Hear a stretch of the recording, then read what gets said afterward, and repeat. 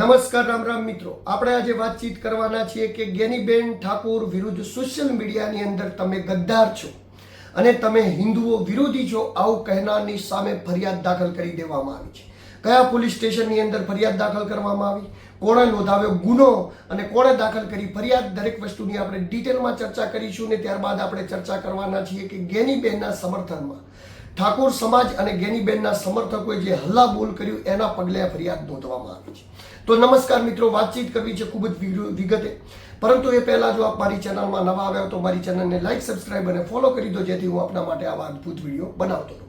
તો મિત્રો, વાતચીત કરવી છે કે સંસદની અંદર વફર સંશોધન બિલ જ્યારે પાસ કરવામાં આવ્યું ત્યારે ગેનીબેને મતદાન કર્યું વફર સંશોધન બિલના વિરોધમાં. ત્યારથી જ એક સોશિયલ મીડિયા ઉપર પોસ્ટ ફરતી હતી, જે પોસ્ટ મારી સ્ક્રીન ઉપર શેર થઈ રહી છે. આ પોસ્ટ દરેક જગ્યાએ ફરતી હતી, ઘણા બધા લોકો શેર કરતા હતા અને જેમાં કહી રહ્યા હતા કે ગેનીબેનને ઓળખો, હિન્દુઓ ઓળખો, ગેનીબેન ગદ્દાર છે, આવા નારા સાથે ફરતી પોસ્ટ વિરુદ્ધ જ્યારે આ પોસ્ટ સમગ્ર જગ્યાએ વાયરલ થઈ ત્યારે સૌથી પહેલા ઠાકોર સમાજના આગેવાનો અને ઠાકોર સમાજના લોકો સામે આવ્યા. ઠેર ઠેર વિરોધ પ્રદર્શનો થયા અને ઠાકોર સમાજના આગેવાન નવઘણજી ઠાકોરે પણ કહ્યું કે તમે ઠાકોર સમાજને બદનામ કરી રહ્યા છો. ત્યારબાદ ચંદનજી ઠાકોરનો પણ લેટર હું આપને બતાવી રહ્યો છું, જે મારી સ્ક્રીન ઉપર શેર થઈ રહ્યો છે. એમને પણ એક લેટર લખીને કે ગેનીબેનને બદનામ કરવાનું ટાળી. ત્યારબાદ પાટણના ધારાસભ્ય કિરીટભાઈ પટેલે પણ એક લેટર લખી અને કહ્યું કે તમે અમારા કોંગ્રેસના એકમાત્ર સાંસદને બદનામ કરી રહ્યા છો. આ બધાની વચ્ચે મામલો ગરમાયો. મામલો ત્યાં સુધી ગરમાયો કે ઠાકોર સમાજના લોકો અને ગેનીબેનના સમર્થકોએ રસ્તા ઉપર આવી ગયા. ઠેર ઠેર સિટીઓની અંદર, ઠેર ઠેર ગામડાઓની અંદર પ્રદર્શન કર્યું અને ગેનીબેનને તમે કેમ બદનામ કરી રહ્યા છો, ગેનીબેનને ક્યાં મત કરવો એ ગેનીબેનનો પર્સનલ અધિકાર છે અને એ અધિકારથી ગેનીબેને મત કર્યા. એના કારણે તમે ગેનીબેનને ગદ્દાર કે હિન્દુ વિરોધી છે એવું ન કહી શકો. આવું કરીને ઠેર ઠેર વિરોધ પ્રદર્શન કરવામાં આવે. પરંતુ આ વિરોધ પ્રદર્શનથી પણ કોઈ જ વાત રડતી ન હતી કે કોઈ જ વાત ત્યાંથી પણ ટળતી ન હતી. પરંતુ મામલો સૌથી વધારે ત્યારે ગરમાયો જ્યારે આ પોસ્ટ કરનાર ચિંતન મહેતા, એટલે કે જે ચિંતન મહેતાએ પોસ્ટ કરી હતી એ ચિંતન મહેતાએ સોશિયલ મીડિયા ઉપર માફી માંગી. અને જ્યારે માફી માંગી ત્યારે લોકોને એવું લાગતું હતું કે કદાચ આ માફી માંગવાથી આ વિવાદ એ હવે ઠરી જશે, પરંતુ એ વિવાદ ત્યાં ઠર્યો નહીં. આગળ શું વિવાદ હતો એ પણ વાત કરું, પરંતુ એ પહેલા હું તમને બતાવી દઉં કે ચિંતન મહેતાએ શું માફી માંગી. નમસ્કાર, જય સિયારામ. હમણાં ગેનીબેનને લઈને એક પોસ્ટ બાબતે જે વિવાદ ચાલી રહ્યો છે એ અંતર્ગત મારા ઠાકોર સમાજના ભાઈ બહેનોની લાગણી દુભાઈ હોય તો હું ખરા હૃદયથી, ખરા અંતઃકરણથી માફી માંગુ છું. આદરણીય ગેનીબેન એ મારા રાજ્યના સાંસદ છે, કોઈ પણ પક્ષના હોય, પણ એ મારે માટે આદરણીય છે, મારે માટે સન્માનનીય છે. હું એમને હૃદયથી માન પણ આપું છું. રાજકીય હેતુથી કરાયેલી પોસ્ટ છે એનો અન્ય હેતુ સમજી અને એ કોઈની લાગણી દુભાઈ હોય, સમાજની લાગણી દુભાઈ હોય તો હું હૃદયથી એ સમાજની માફી માંગુ છું. જય સિયારામ. તો તમે આ વિડીયો જો, આ વિડીયોની માધ્યમથી ચિંતન મહેતા માફી માંગી રહ્યા છે કે જે પોસ્ટ વાયરલ થઈ હતી રાજકીય હેતુના કારણે થઈ હતી ને રાજકીય હેતુના કારણે પોસ્ટ થઈ છે. એનામાં જો કોઈ પણ સમાજની લાગણી દુભાઈ હોય કે કોઈ પણ વ્યક્તિની લાગણી દુભાઈ હોય તો એમની હું માફી માંગુ છું. આ રીતે જ્યારે માફી માંગી તેમ છતાં પણ આ મામલો ગરમાયો રહ્યો. ઠેર ઠેર લોકો પ્રદર્શન કરતા રહ્યા. કોઈએ એવી આઈડિયા પણ નહીં વિચાર્યો હોય કે જે ગેનીબેનને આપણે ગદ્દાર કહી રહ્યા છીએ, જે ગેનીબેનને આપણે હિન્દુ વિરોધી કહી રહ્યા છીએ, એ ગેનીબેનના સમર્થનમાં આટલા બધા હિન્દુઓ આવી જશે. ઠાકોર સમાજની સાથે સાથે અન્ય ઘણા બધી સમાજના લોકોએ કે ગેનીબેનને બદનામ કરવામાં આવી રહ્યા છે, આ વિષયથી ગેનીબેનના પ્રદર્શનની અંદર જોડાયા અને સોશિયલ મીડિયા ઉપર એક જાણે ઝુંબેશ ફાટી નીકળી હોય એવું લાગે અને ઝુંબેશના પગલે જ ચિંતન મહેતાને માફી માંગવી પડી. પરંતુ મામલો ત્યાં અટક્યો નહીં. ત્યારબાદ આ મામલો ન અટકાતા વધારે પડતા વિકાર બનતા ધીરે ધીરે આમાં ફરિયાદ દાખલ કરો આવી સોશિયલ મીડિયા ઉપર ક્યાંક ને ક્યાંક ઝુંબેશ ચાલી. ઉગ્ર પ્રદર્શન ચાલુ હતું. ઠાકોર સમાજના આગેવાનો, ત્યારબાદ ઠાકોર સમાજ અને ગેનીબેનના સમર્થકો સતત સોશિયલ મીડિયા અને ઠેર ઠેર જગ્યાએ જઈ અને ધરણા પ્રદર્શનને આવેદનપત્રો આપી રહ્યા હતા કે ગેનીબેનને બદનામ કરવા માટે આવી પોસ્ટ કેમ બનાવવામાં આવી.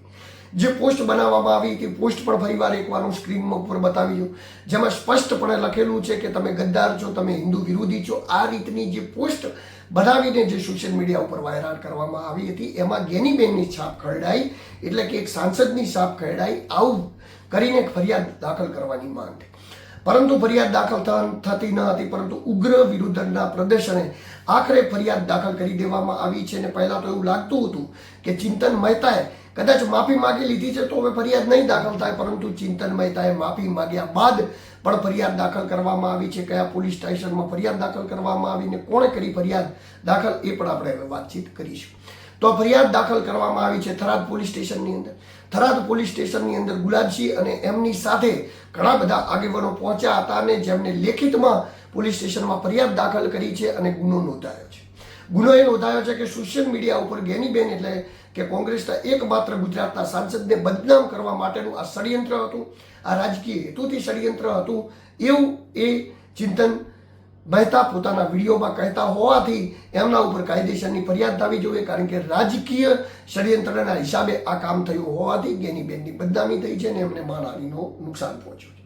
તો આ મામલે ફરિયાદ અત્યારે દાખલ કરી દેવામાં આવી છે. થરાદ પોલીસ સ્ટેશનમાં ફરિયાદ દાખલ થઈ છે અને ગુલાબસિંહ અને એમના સમર્થકોએ આ ફરિયાદ નોંધાવી છે અને ત્યારબાદ ગેનીબેનના બચાવ માટે બીજા પણ ઘણા બધા લોકો આવ્યા છે. ઘણા બધા લોકોએ ઘણી બધી જગ્યાએ ફરિયાદો દાખલ કરવાનો પ્રયત્ન કર્યો છે, પરંતુ ઘણી બધી જગ્યાએ ફરિયાદ દાખલ કરવામાં આવી નથી.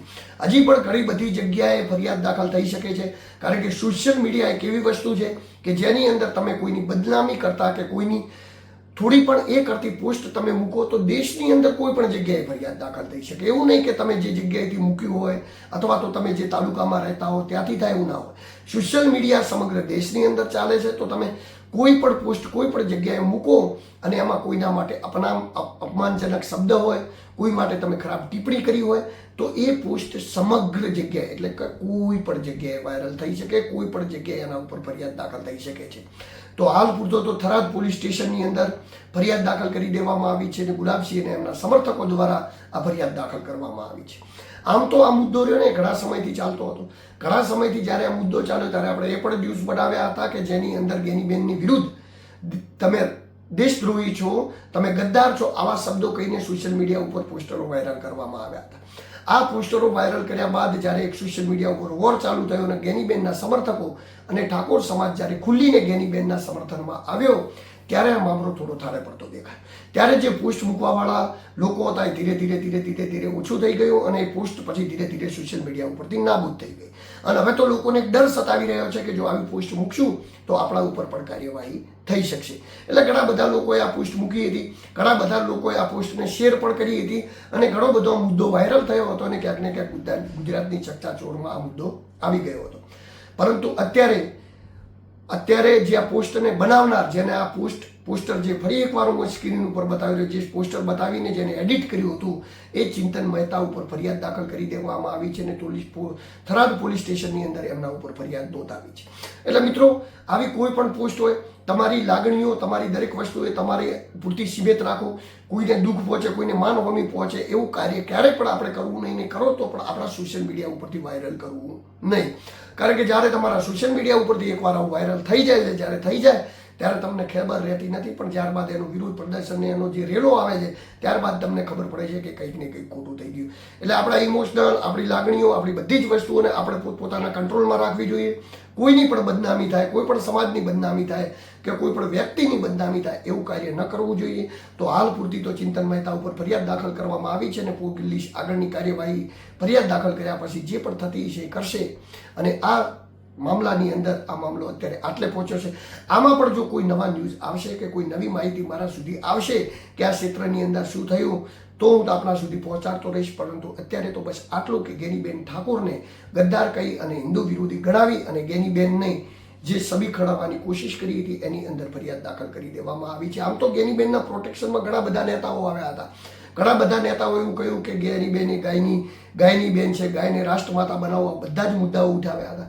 આ બધા જ મુદ્દાઓ ઉઠાવ્યા હતા એ પણ રાઈટ વાત હતી, પરંતુ વપર સંશોધન બિલમાં જ્યારે વિરુદ્ધમાં મતદાન કર્યું ત્યારે લોકોએ કહેતા હતા કે હિન્દુત્વની છબી ધરાવતા ગેનીબેને આવું કેમ કર્યું છે. પરંતુ એ વસ્તુ અલગ છે, આ વસ્તુ અલગ છે, વિચારધારા વસ્તુ અલગ છે. પાર્ટી જે જગ્યાએ મતદાન કરતી હોય છે, જગ્યાએ બધા જ સાંસદો કે ધારાસભ્યો પોતપોતાના પાર્ટી તરફ મતદાન કરતા હોય છે, પરંતુ કોઈને ગદ્દાર કહી, હિન્દુ વિરોધી કહી અને આ રીતે એમની છબી સોશિયલ મીડિયા ઉપર ખરડાય એ વસ્તુ વ્યાજબી નથી.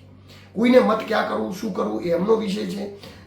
નવા સમયની અંદર જ્યારે રાજકારણ આવે ત્યારે વોટ કોને આપવા, કોને ના આપવા એ જે લોકો કરી રહ્યા છે એમનો વિષય છે. પરંતુ કોઈની બદનામી કરી અને કોઈની છબી કરડાય, કોઈ સાંસદ છે અને લોકોના મતથી જીતેલા સાંસદ છે તો એ બિલકુલ યોગ્ય નથી. તો આવનારા સમયની અંદર આવું કોઈ પણ જગ્યાએ ન થાય અને કોઈ પણ આવી ભૂલ ન કરે, જેથી કોઈ પણ પોલીસના સકંજા અને સોશિયલ મીડિયાના સકંજામાંથી બચી જાય. એના સાથે નમસ્કાર, રામ રામ. હું દિલુ ચૌધરી. આવી અવનવી માહિતીઓ મારા જોડે આવતી રહેશે, હું આપના સુધી પહોંચાડતો રહીશ. અવનવા વિડીયો આપ લોકો માટે બનાવતો રહીશ. અને જો તમને મારા વિડીયો ગમતા હોય તો મારી ચેનલને લાઈક કરતા રહેજો, મને ફોલો કરતા રહેજો અને મારી ચેનલને સબસ્ક્રાઇબ કરી દેજો, જેથી હું આપના માટે આવા અદ્ભુત વિડીયો બનાવતો રહું. અને કોઈ પણ વિડીયોની અંદર તમને માહિતી આપવા જોગ લાગે કે કોઈ વિડીયો કેવો બનાવવો જોઈએ એની કોઈ માહિતી તમને યોગ્ય લાગે તો આપ મારા કોમેન્ટ બોક્સની અંદર કોમેન્ટ કરતા રહેજો, જેથી હું આપના સુધી ડાયરેક્ટ પહોંચી રહું. નમસ્કાર, રામ રામ.